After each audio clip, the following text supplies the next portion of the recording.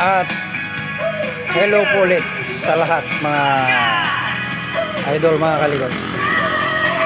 May ginawa po tayo rito yan, mga kalikot. Okay na po siya. Isang magandang morning po ulit sa ating lahat mga idol, mga kalikot. May gagawin po ulit tayo, basic EV. Wala daw pong video ito, pero mayroon siyang standby, mga kalikot. Nabuksan na natin siya. Ito po yung nakita nating unang problema niya, mga kalikot.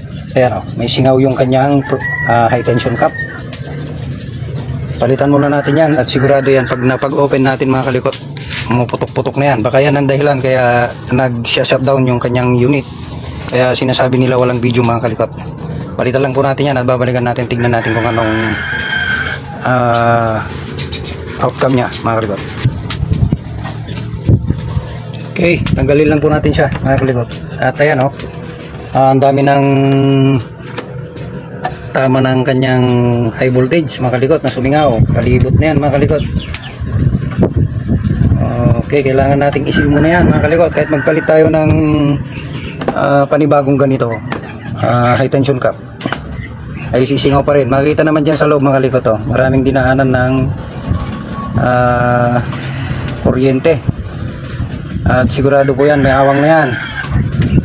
Ito muna ang unahin natin dyan, mga kalikot, sa pamamagitan po ng pagsisil dyan. Pintura po ginagamit natin yan. Pag hindi nakuha sa pintura, applyan po natin ng maliit na masilya, mga kalikot. At habang pinapatuyo natin, linis-linisan muna natin ng konti, mga kalikot. Maaaring yun lang siguro ang diferensya. Ayan, nagsashutdown yung kanyang system.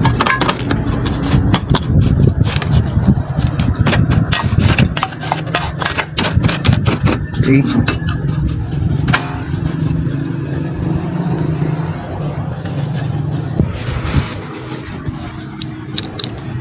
Meron tayong napansin dito sa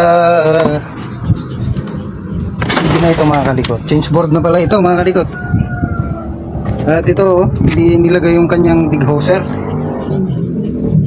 Pagka hindi kasi nakalagay itong dig hauser, mga kakalikot, pagka nalapitan siya ng magnet, lalo yung mga ganitong basic TV picture tube, ay magbabago po yung kulay o kakalat po yung kanyang kulay. Kaya siguro hindi nilagay, mga kalikot, dahil hindi magkasya, kasi nga change board.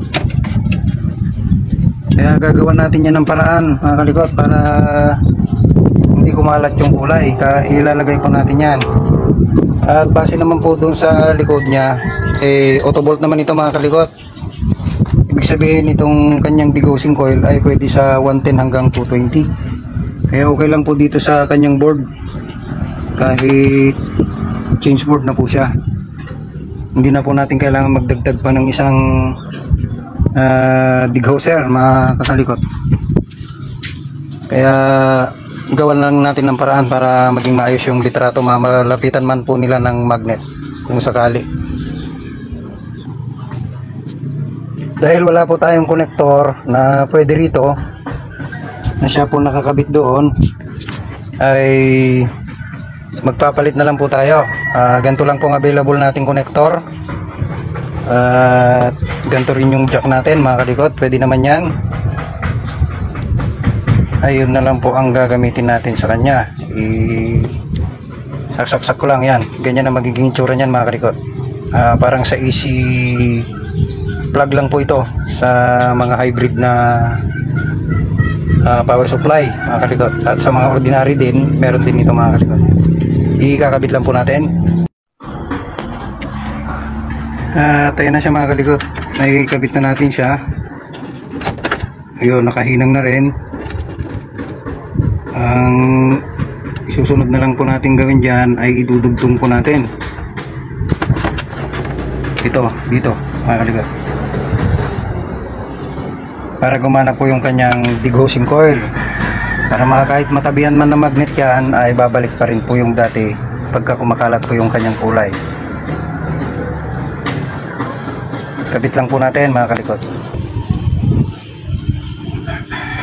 Okay, at ayan, naitugtong na po natin siya. At meron na po siyang supply niyan sa degosser. May iwasan na po yung sinasabi ko. At naikabit na rin po natin yung kanyang high tension cap. Lagyan lang po natin ng kunting grease yun para dumikit. At atin po siyang ite-testing mga kalikot. Nailagay na po natin yung kanyang high tension cap. At nag-reheat na rin po tayo dyan sa mga nag-loose mga pyesa niya mga kalikot.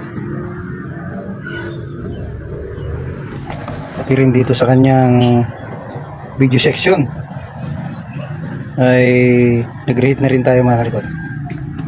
Atin lang siyang susubukan. Kakabit ko lang yung mga wire na tinanggal natin mga kalikot. I-reinstall na natin lahat yung mga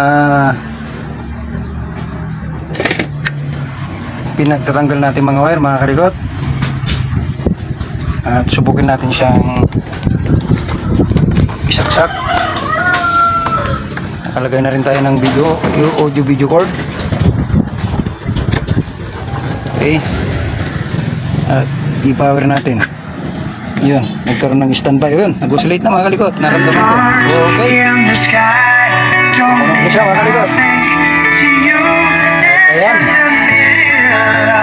Mayroon na siyang literato. Alright. Tanggalin natin yung sound. Yeah, may video siya. Para mapakinggan natin kung may singaw yung kanyang high tension cap. Okay, wala mga kalikot. Nasilan natin yung mga dinaanan ng high voltage. At ayan, lilinisan na lang po natin siya.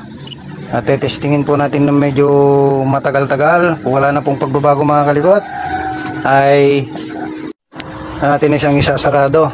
At muli ay naayos po natin yung kanilang pinakukumpuni. Medyo madumi mga kalikot. Talagang ganyan yung mga ganitong klaseng TV. Nangingitim sa loob o parang nagkakaroon ng cooling. Dahil sa katagal-tagalang hindi na bubuksan o hindi na seservisan mga kalikot. Hindi nalilinis. At muling nagawa po natin yung kanilang pina-repair. Meron pa pong isa dyan nakasama. 2 unit po. Isusunod natin yan. At i-video din natin kung paano po natin siya gagawin. Balikan po natin ulit mga kalikot. At ayan na siya mga kalikot. Yung hambar na yan, dito lang yan sa cellphone. Ayan mga kalikot. Medyo may na pa kasi yung pixel ng ating cellphone. Pero goods na siya sa malayuan mga kalikot. Ayan. Okay na po siya. Mga 30 minutes na po natin tinetesting to at wala namang pagbabago. Nalinis na natin yung loob. Konting hangin lang, hindi natin matanggal na yan. Higaan ko na lang ng hangin mga kalikot. At okay na po siya. Sasarado na natin yan at isusunod naman natin yung siya. Salamat po ulit sa inyong pagsubaybay sa ating mga pagkakalikot. Mag-ingat po tayong lahat mga idol.